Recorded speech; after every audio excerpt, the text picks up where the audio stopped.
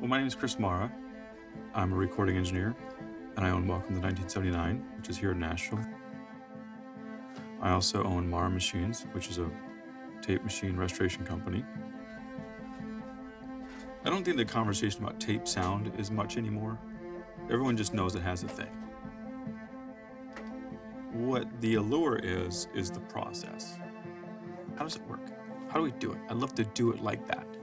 All the people that were talking about digital sounds like tape or doesn't sound like tape, that conversation is just done, over, right?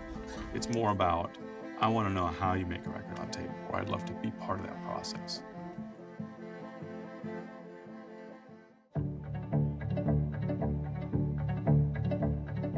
When I'm recording in a DAW, the process tends to be, let's record 5 or 6 of them in a row. That's just for easy math, 5-minute song times 6, that's 30 minutes of playing. Then, hey, let's come up and listen to all those. Okay, band comes up, listens to all 6. That's 30 more minutes, and that's a soul-sucking 30 minutes, right? So creativity. Now, the arc of a session is always on an engineer or producer's mind, or should be. Where are we at, right? Where's the creative juices going? So now you just drained it. And then they all stand up and say, you know what? I think we should do it again. And you go do it again. On tape, you have the ability to say, okay, the tape we have is a limited resource. So let's just don't move. Let's just do it again and to rewind and record over it. Was that good? No. And the band starts getting into it. They're like, nah, I don't listen to it. I know I can do it better. Let's just do it again. Rewind, record over it. And they're excited. They're doing something. We're erasing the old one as we're putting the new one on there. It's getting better. And at the end of the day, we did 4 songs, and I have 4 takes, maybe a second take of 1 song, right? And we have that much to listen to. And then we transfer it to Pro Tools. I'm looking at 1 take. I'm not going to sit there and comp between 4 takes for a month. Do you know what I mean? And I'm not saying faster to be hasty, but if you really boil down to the records you like, why do I like that record?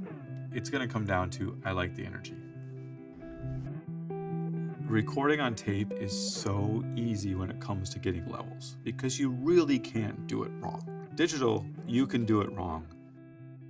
When I teach people how to record on tape, it's always like, what level, what level? It's like push the faders up, look at the machine, start recording.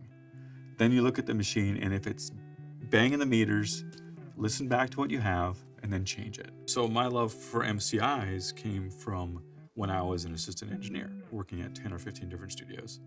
I was recording on Atari machines, Studer machines, MCI machines, and I always felt that as an assistant engineer, wow, these MCI machines are very simple to use.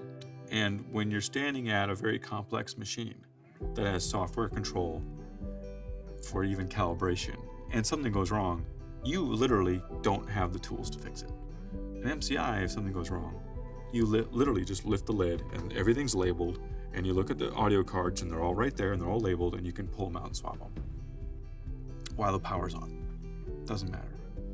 And I thought, wow, the person who designed these actually cares about the person using them and their livelihood. And then I started doing research, and that's the whole intent. This guy, G. Parnan, was a designer, and he's like, people should be able to fix their own stuff. It turned into this like whole other passion for, if people wanted to experience recording on tape, I want them to have a good experience. I'm Mike Campagna. I love tape. Really, my job is to rebuild MCI JH110s and JH24s.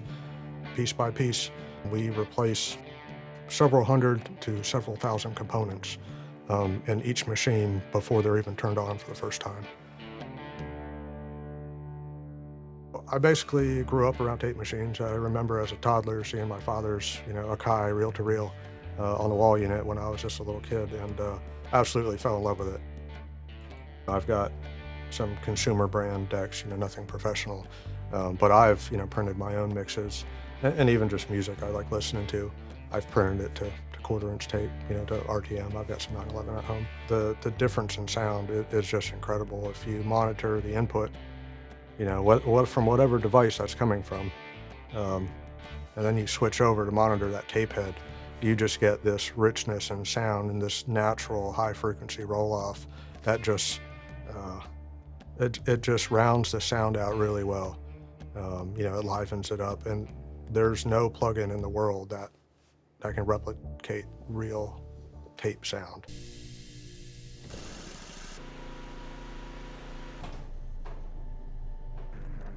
It is nice to have a company with different formulations. RTM offers 911 and 900. Between the two of them, there's a 3 dB difference in how much signal you can put on that tape. So 900 is 3 dB hotter than 911. What does that mean? Okay, you can't change the noise floor of tape. You can put more signal on there, signal to noise ratio.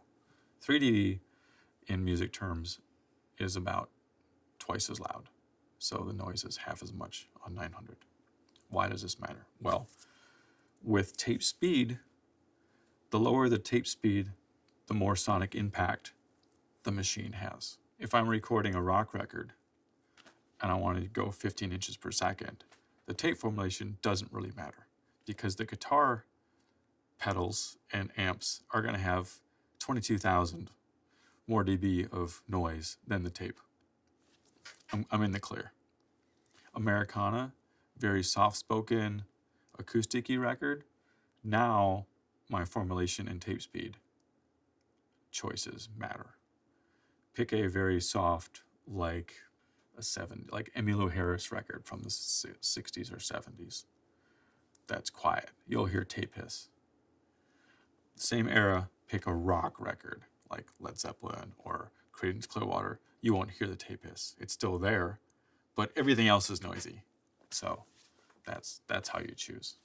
Ampex 499 was a really, really stable +9 tape. RTM makes SM900, which is +9, and then the SM911, which is +6. And I found both of those are very, very similar in both quality, stability, to the 499. I mean, the 499 is legendary. People want it because it didn't shed, didn't get sticky, and it just sounds great. And RTM is, I'd say, right there with that 499. First and foremost, it's new tape. We have a lot of older tape. A lot of other older brands, are no longer manufactured anymore. A lot of those tapes they're shedding. You're getting a lot of particles all over the tape deck. You're getting a lot of that brown crud on your heads. And even, with some newer tape, it'll shed. RTM doesn't shed.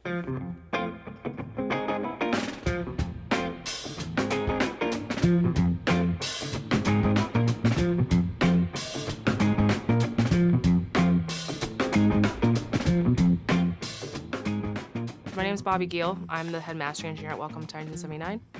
A key benefit that I would usually tell clients when they want their music on tape is that it'll warm things up a bit. The way vinyl works, it's an imperfect format, so it doesn't handle high frequencies very well. We have that RIA curve, so it kind of rolls everything off in high frequencies. So with tape, that does a natural roll off in itself, so it fits really nicely with vinyl. Vinyl's also really low mids and mid-range friendly, and tape just accentuates that and just kind of has this glossiness that really helps with certain genres. A lot of the clients I work with are indie rock, Americana, country, and they want that big warm sound that tape offers. It's pretty phenomenal to hear vocals from tape. It's a completely different thing. It really is. Vocals are hard to record in any format because you don't know the singer. They can change their level a lot. A snare drum, if you hit it as hard as you can and you hit it even harder, it's not going to change volume a lot, but a singer can. And that's been the biggest miss for me as a recording engineer, right? But when tape distorts, you hear it. Listen to a James Brown record. Oh, keep on! There's tape distortion all over that stuff, but it's cool and it becomes the sound. And my mistakes on tape with a vocal sound have been like, ooh, that's really cool. So I always mark my fader or my gear Oh, we're recording now. Okay, oh, I'll mark it. And then I go, ooh, I'm going to change that. That's too hot.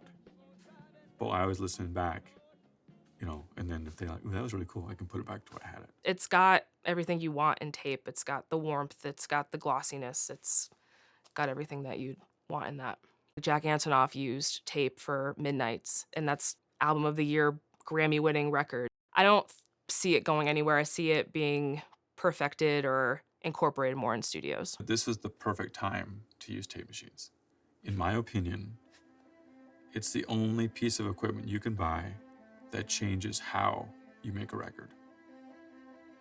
And I will say, when you listen to the difference between a high-resolution digital file or an analog tape copy of the master copy on a nice system, it is unbelievable. People talk about depth all the time. The depth is there. The experience of using a tape machine. There's nothing beats, having to put on those big metal flanges and winding that tape on, and then, turning a big old knob or pushing a button, to play and record. If you're in a band, it's the perfect time to record on tape because you don't need to buy 10 reels of tape. You buy a reel of tape. Divide that by your band, 4 or 5 people, whatever that is, and that's what you use. Record 3 songs on it, or 4, transfer to Pro Tools, rewind the tape, do it again. You're recording on tape. Just buy a reel of tape.